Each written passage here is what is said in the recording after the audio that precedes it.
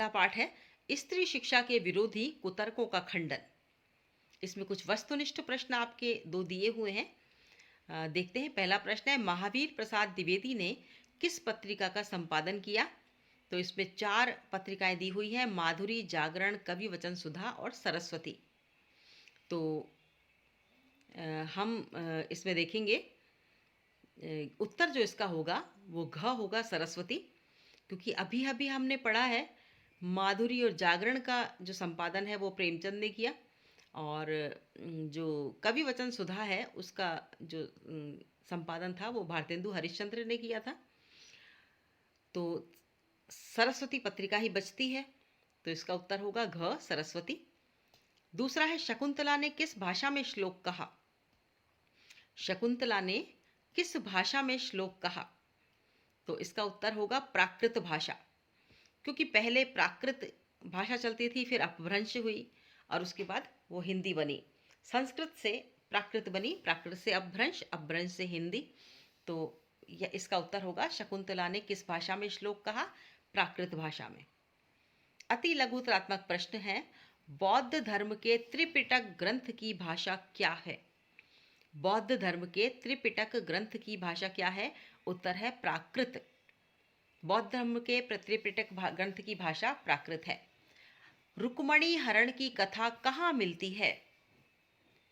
उत्तर है श्रीमद् भागवत दशम स्कंध के उत्तरार्ध के 53वें अध्याय में। रुक्मणी हरण की कथा कहाँ मिलती है? श्रीमद् भागवत दशम स्कंध के उत्तरार्ध के 53वें अध्याय में। पांचवा प्रश्न है, स्त्री शिक्षा के विरोधी कुतर्कों का खंडन पाठ में आए प्राचीन कालीन विदुषी महिलाओं के नाम लिखो। स्त्री शिक्षा के विरोधी कुतर्कों का खंडन पाठ में आए प्राचीन कालीन विदुषी महिलाओं के नाम लिखो।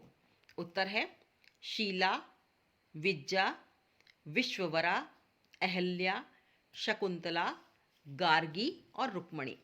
दोबारा सुनेंगे। शीला, विज्जा, विश्ववरा, अहिल्या, शकुंतला, गार्गी और रुक्मणी आदि।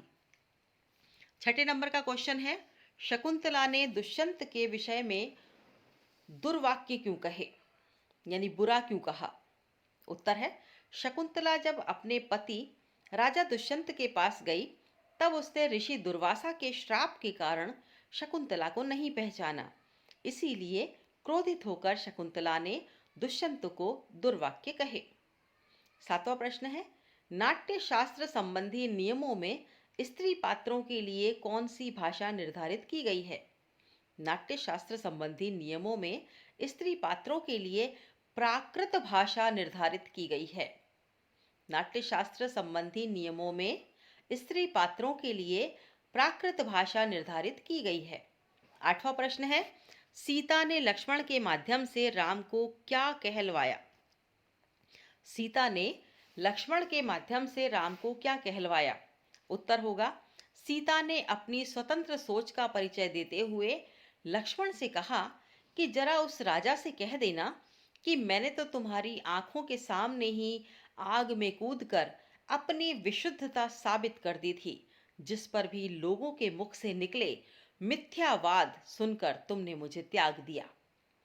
सीता ने अपनी स्वतंत्र सोच का परिचय देते हुए लक्ष्मण से कहा कि जरा उस राजा से कह देना कि मैंने तो तुम्हारी आंखों के सामने ही आग में कूदकर अपनी विशुद्धता साबित कर दी थी, जिस पर भी लोगों के मुख से निकले मिथ्यावाद सुनकर तुमने मुझे त्याग दिया।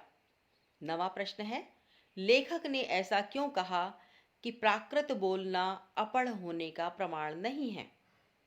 लेखक ने ऐसा क्यों कहा कि प्राकृत बोलना अपढ़ मतलब अनपढ़ होने का प्रमाण नहीं है?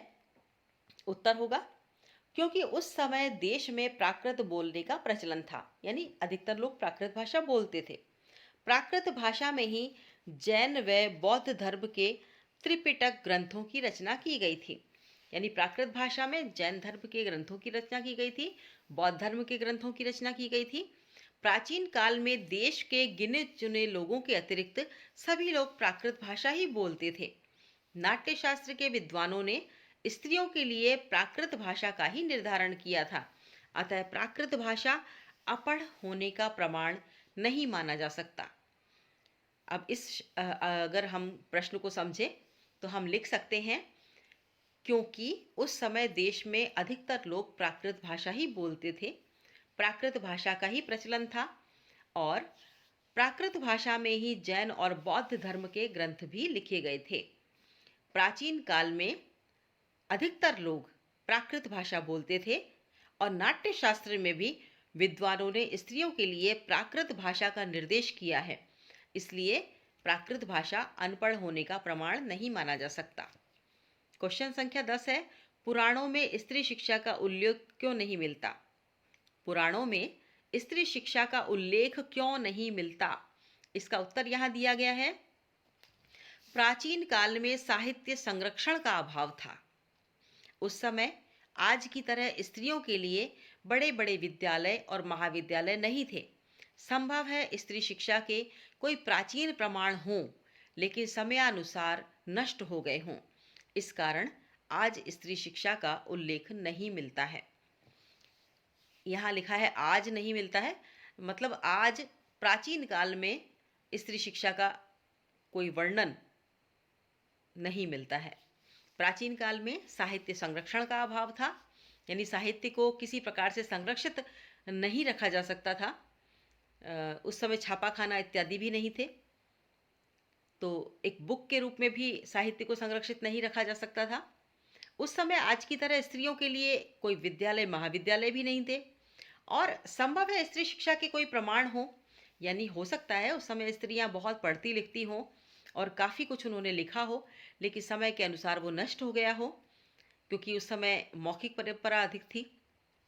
तो इस कारण आज स्त्री शिक्षा का उल्लेख नहीं मिलता है कि प्राचीन काल में जो स्त्रियों की कोई साहित्य अवदान रहा है, साहित्य के क्षेत्र में कोई योगदान रहा है, इस प्रकार का कोई उल्लेख आज के युग में नहीं मिलता है। 11वां है, आदि जगत गुरु शंकराचार्य से किस महिला ने शास्त्रार्थ किया था? आदि जगत गुरु शंकराचार्य से किस महिला ने शास्त्रार्थ किया था? उत्तर है मंडन मिश्र की पत्नी उभय भारती ने। मंडन मिश्र की पत्नी उभय भारती ने। 12वां नंबर का क्वेश्चन है, आजकल की प्राकृत भाषाएं कौन सी हैं? आजकल की प्राकृत भाषाएं कौन सी हैं?